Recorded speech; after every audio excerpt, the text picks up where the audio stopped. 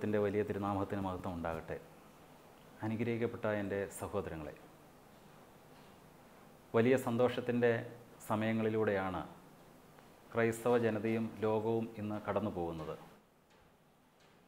ഉയർത്തെഴുന്നേറ്റവനായ ക്രിസ്തുവിനെ വീണ്ടും കാണുവാനും അവൻ്റെ സാന്നിധ്യം അനുഭവിക്കുവാനും ഭാഗ്യം ലഭിച്ച ഒരു സാഹചര്യം നമ്മുടെ ജീവിതത്തിലേക്ക് നാം പകർത്തുമ്പോൾ സ്വാഭാവികമായും എന്നത്തേക്കാളധികം സന്തോഷവും സമാധാനവും നമുക്കുണ്ടാകുന്നു എന്നുള്ളൊരു യാഥാർത്ഥ്യമാണ്. ഉയർപ്പിൻ്റെ വലിയ സന്ദേശം നാം തിരിച്ചറിയുന്നുണ്ട്. അത് സാത്താനും ദൈവവും തമ്മിലുള്ള ഒരു യുദ്ധത്തിൻ്റെ ഒടുവിൽ തിന്മയെ നിഗ്രഹിച്ച് നന്മ നേടുന്ന ഒരു വിജയമാണ്. പക്ഷേ ആ നന്മ വിജയം നേടുമ്പോഴും വിജയത്തിൻ്റെ യാത്രകളിൽ കഷ്ടപ്പാടുകളും ബുദ്ധിമുട്ടുകളും അവൻ്റെ ജീവിതത്തിലേക്ക് ഒത്തിരി സ്വീകരിക്കുവാൻ ഇടയായി.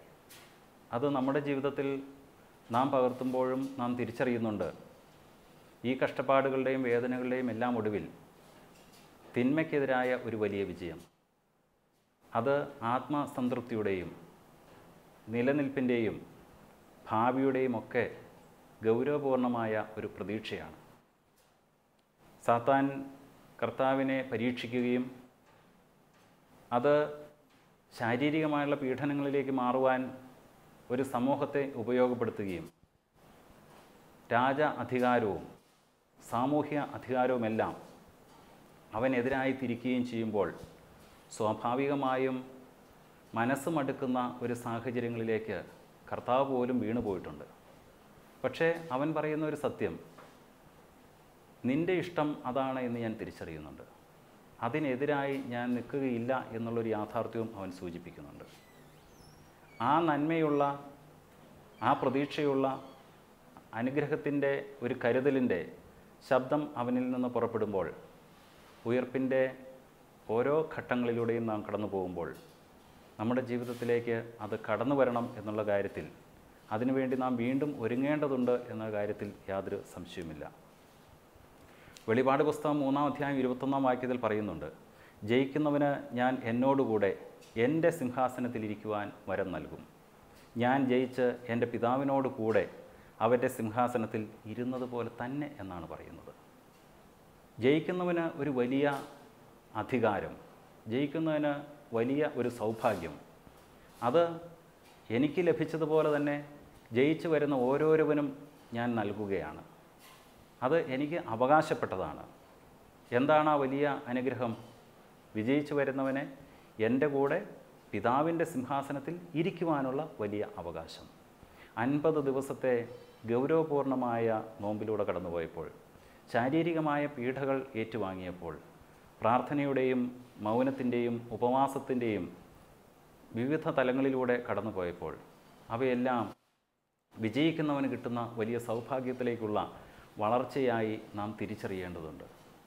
അവിടെ കർത്താവിന് ലഭിച്ച അതേ അനുഗ്രഹം നമുക്ക് ലഭിക്കുമ്പോൾ സിംഹാസനത്തിൽ ആരൂഢനായിരിക്കുവാനുള്ള അവകാശത്തോടുകൂടി രാജാവിൻ്റെ കൂടെ രാജ്യം ഭരിക്കുവാനുള്ള അവകാശത്തിലേക്ക് നമുക്ക് ഒരു വേർതിരിവ് ലഭിക്കുവാനുള്ള സാഹചര്യം സംജാതമായിരിക്കുന്നു എന്നുള്ളതും നാം തിരിച്ചറിയേണ്ടതുണ്ട്.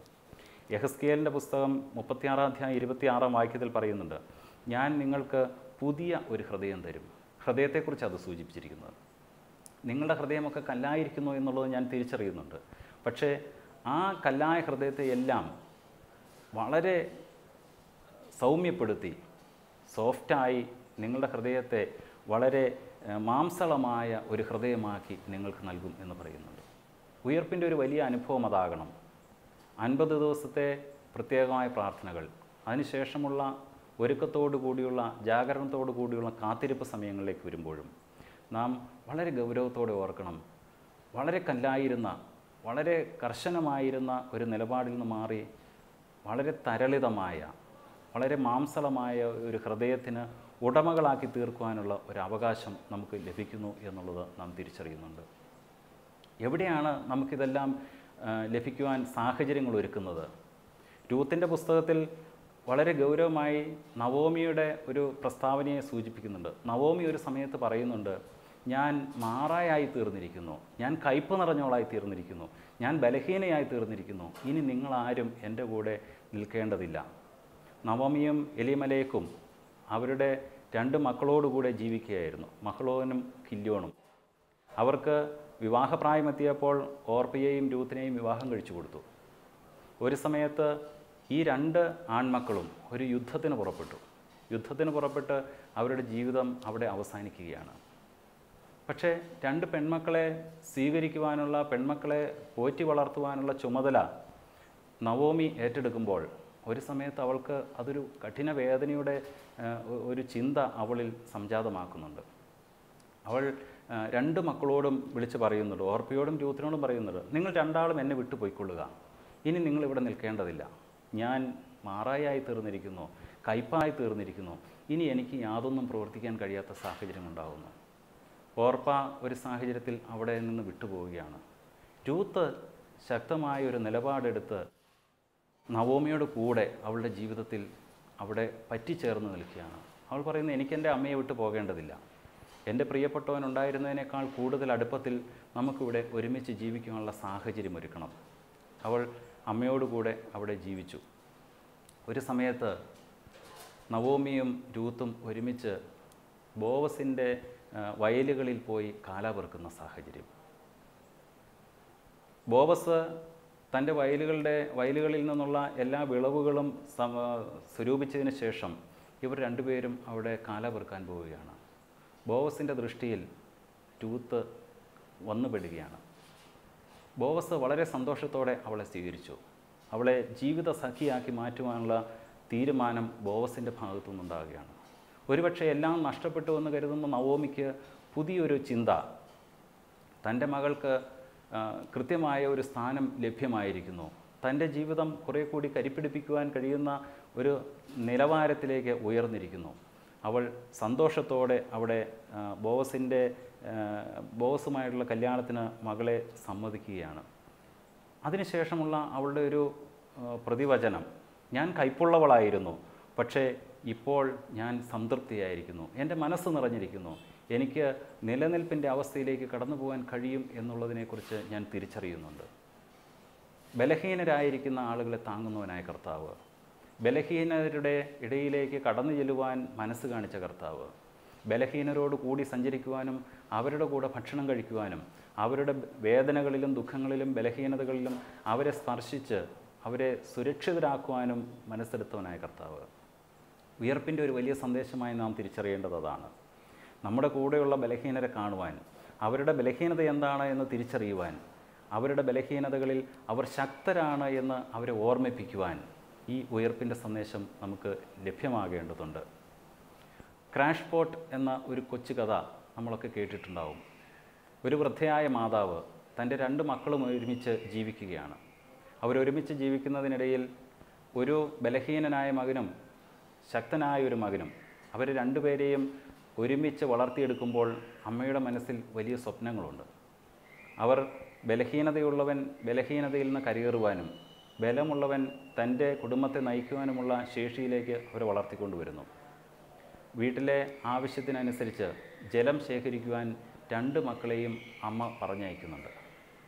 പറഞ്ഞയച്ച് 2 വഴികളിലൂടെയാണ് അരുവികളിലേക്ക് അവരെ പറഞ്ഞയക്കുന്നത്. തിരികെ വരുന്ന സമയത്ത് മൂത്ത മകൻ ശക്തനായവൻ ജലം മുഴുവൻ വീട്ടിൽ തിരികെ ഏൽപ്പിക്കുമ്പോൾ ബലഹീനനായ കുറവുള്ളവനായ തൻ്റെ മകൻ അവൻ വീട്ടിലെത്തിക്കുന്ന ജലത്തിൻ്റെ അളവ് വളരെ കുറവാണ്. അത് അമ്മ വളരെ ബോധപൂർവം ചെയ്ത ഒരു പ്രവൃത്തിയുടെ ഫലമാണ്. അമ്മ അവന് കൊടുത്ത പാത്രത്തിൻ്റെ ഒരു ഭാഗത്ത് ഒരു ചെറിയ ദ്വാരമിട്ടിരുന്നു. അവൻ പോരുന്ന വഴിക്ക് വെള്ളം കുറഞ്ഞുകൊണ്ടിരിക്കും. എത്ര കുറവ് വന്നാലും അവൻ്റെ ബലഹീനതയ്ക്കനുസരിച്ച് അവന് സാധിക്കുന്നതിനപ്പുറമായി ഒരു ഭാരം അവൻ്റെ ദേഹത്തുണ്ടാകരുത്, അവൻ്റെ ചുമലിൽ വന്നു പതിക്കരുത് എന്നുള്ള അമ്മയുടെ പ്രത്യേകമായ താല്പര്യപ്രകാരം അവൾ ചെയ്തു തന്നെയാണ്. പക്ഷേ കുറേ കഴിയുമ്പോൾ ഈ ബലഹീനൻ അമ്മയുടെ അടുക്കൽ ചെന്ന് പറയുകയാണ്, അമ്മേ, ഞാനിവിടെ ജീവിച്ചിട്ട് എന്താണ് പ്രയോജനം? എനിക്ക് നീ ഏൽപ്പിക്കുന്ന ചുമതലകൾ പോലും ഭംഗിയായി നിർവഹിക്കാൻ കഴിയുന്നില്ല. എൻ്റെ സഹോദരൻ ശക്തനായവൻ, അവൻ ഈ കുടുംബത്തിലെ എല്ലാ കാര്യങ്ങളുടെയും ഭാരം അവൻ ഏറ്റെടുക്കുന്നുണ്ട്. ഇവിടെ അമ്മയ്ക്ക് ആവശ്യമായ ജലം കൊണ്ടുപോയി തരുവാനുള്ള ഒരു ചുമതല പോലും എനിക്ക് ഭംഗിയായി നിർവഹിക്കാൻ കഴിയുന്നില്ല. അമ്മ നോക്ക്, അവൻ കൊണ്ടുവരുന്നതിൻ്റെ 4/1 ജലം മാത്രമാണ് എനിക്കിവിടെ സമാഹരിച്ച് കൊണ്ടുവരാൻ കഴിയുന്നുള്ളൂ. ഇത്ര അധപ്പതിച്ച ഒരവസ്ഥയിൽ ഞാനിവിടെ ജീവിക്കുന്നത് നിനക്കൊരു വലിയ ഭാരമാണ് എന്നെനിക്കറിയാം. അമ്മേ, എൻ്റെ കുറവുകളെ നീ കാണുന്നുണ്ടല്ലോ. അമ്മ ഒരക്ഷരം മിണ്ടാതെ കുഞ്ഞിനെ മാറോട് ചേർത്ത് പിടിച്ചു. എന്നിട്ട് അവനോട് പറഞ്ഞു, വരൂ, നമുക്ക് ഒരല്പം ചുറ്റി നടന്നിട്ട് വരാം. അധികാരമുള്ളവൻ, ശക്തിയുള്ളവൻ, കഴിവുള്ളവൻ അവൻ വരുന്ന വഴിയിലൂടെ അങ്ങോട്ട് പോവുകയും അധികാരമില്ലാത്തവനും ശക്തിയില്ലാത്തവനും ബലഹീനനുമായവൻ്റെ വഴിയിലൂടെ അവർ തിരികെ പോരുകയും ചെയ്തു. തിരികെ പോരുന്ന സമയത്ത് അവൻ തിരിച്ചറിയുന്നുണ്ട്, തൻ്റെ ജ്യേഷ്ഠൻ അല്ലെങ്കിൽ തൻ്റെ സഹോദരൻ, ശക്തനായ സഹോദരൻ യാത്ര ചെയ്ത വഴികളിലൂടെ പോകുമ്പോൾ അത് വരണ്ട് ഉണങ്ങിക്കിടക്കുന്നു. പക്ഷേ താൻ കടന്നു പോകുന്ന വഴിയിലൂടെ തിരികെ പോരുമ്പോൾ 2 വശത്തും ആവശ്യത്തിലേറെ പുഷ്പിച്ച് നിൽക്കുന്ന ചെറിയ ചെടികൾ അവിടെ വളർന്നു വന്നിരിക്കുന്നു. അമ്മ അവനോട് ചോദിക്കുന്ന ഒരു ചോദ്യമുണ്ട്, മകനെ, ആ വഴിയും ഈ വഴിയും തമ്മിലുള്ള വ്യത്യാസം നീ തിരിച്ചറിയുന്നുണ്ടോ? നീ ബലഹീനനാണ് എന്നറിഞ്ഞുകൊണ്ട് തന്നെയാണ് അമ്മ നിന്നെ ഈ ചുമതല ഏൽപ്പിച്ചത്. അവൻ ബലവാനാണ് എന്നറിഞ്ഞുകൊണ്ട് അവനെ മറ്റൊരു ചുമതല ഏൽപ്പിച്ചു.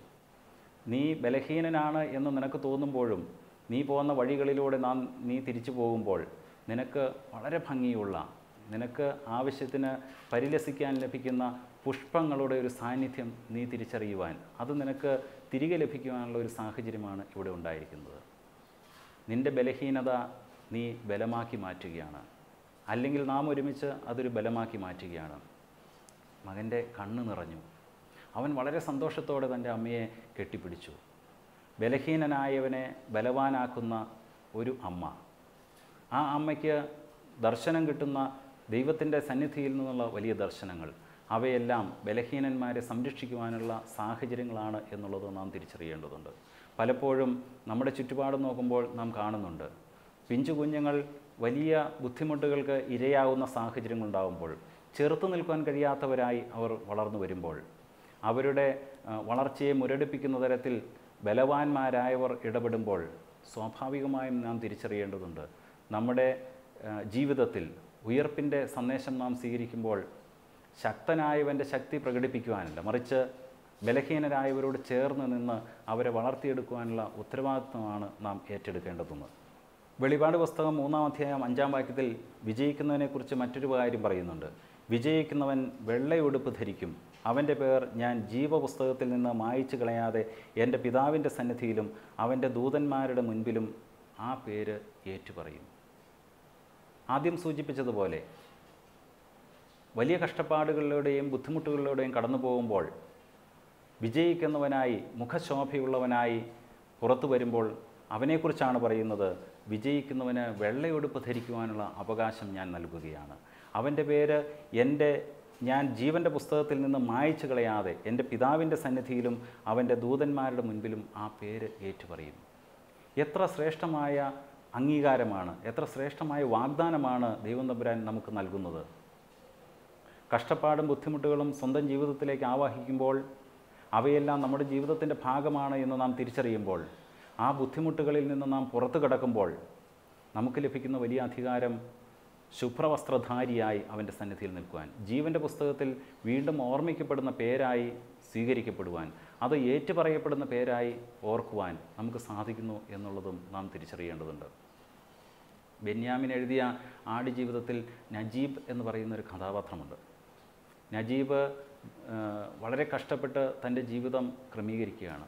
ഒരു സമയത്ത് കഷ്ടപ്പാടുകളിൽ നിന്ന് അവൻ ഒളിച്ചോടുന്ന സമയത്ത് അവൻ്റെ കൈകാലുകൾ തളർന്ന് അവൻ മരുഭൂമിയിൽ തളർന്നു വീണു. കുറേ കഴിഞ്ഞപ്പോൾ അവനൊരു സ്വപ്നം കാണുകയാണ്. അവൻ്റെ ചുറ്റും അതിഭയങ്കരമായി മഴ പെയ്യുന്നു. കുറേ സമയം കഴിഞ്ഞപ്പോൾ മഴയെല്ലാം ശമിച്ചു. അവൻ്റെ ചുറ്റും ചെറിയ ചെറിയ പുൽക്കൊടികൾ വളർന്നു വരികയാണ്. ഈ പുൽക്കൊടികൾ നജീബിൻ്റെ ചെവിയിൽ പറയുന്ന ഒരു സന്ദേശമുണ്ട്. നജീബെ, മരുഭൂമിയുടെ ദത്തുപുത്ര, നീ വളരെ ശോഷിച്ചവനായി, നീ വളരെ ബുദ്ധിമുട്ടിയവനായി, നീ വളരെ പരിക്ഷീണിതനായി ഇവിടെ കിടക്കുകയാണ്. നീ വളരെ മനസമാധാനത്തോടെ അവിടെ കിടന്നുകൊള്ളുക. കുറച്ച് ദിവസം നീ ഇങ്ങനെ കിടക്കുമ്പോൾ നിൻ്റെ ഒരു സമയം വരും. നിൻ്റെ സമയം വരുമ്പോൾ നീ സർവ്വശക്തിയും എടുത്ത് നീ അവിടെ നിന്ന് ഉയർത്തെഴുന്നേൽക്കണം. സർവ്വശക്തിയും എടുത്ത് നീ അവിടെ നിന്ന് ഓടാൻ തുടങ്ങണം.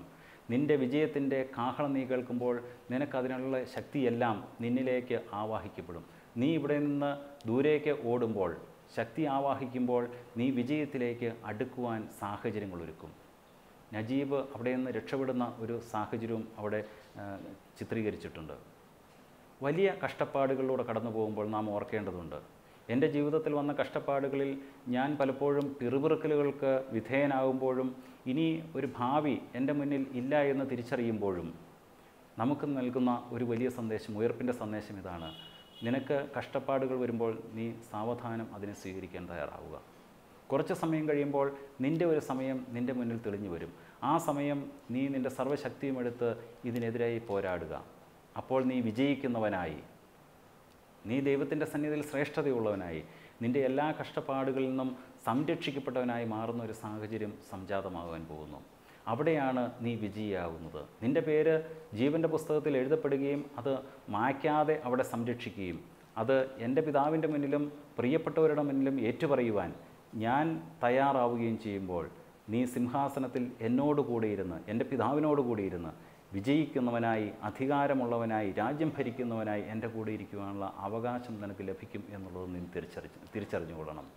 പലപ്പോഴും ചെറിയ ചെറിയ പ്രശ്നങ്ങൾ വരുമ്പോൾ തളർന്നു പോകുവാൻ, മാതാപിതാക്കളുടെ അടുക്കൽ ആവശ്യങ്ങൾ ഉന്നയിക്കുമ്പോൾ ഏതെങ്കിലുമൊക്കെ സമയത്ത് അവർ വേണ്ട എന്ന് പറയുമ്പോൾ അതിനെതിരായി പോരാടുവാൻ, തനിക്ക് ജീവിതത്തിൽ ഒന്നുമില്ല എന്ന് പരിതപിച്ച് തൻ്റെ ജീവിതം അവസാനിപ്പിക്കുവാനൊക്കെ ശ്രമം നടത്തുന്ന ഒരു തലമുറയെ നാം കാണുന്നുണ്ട്.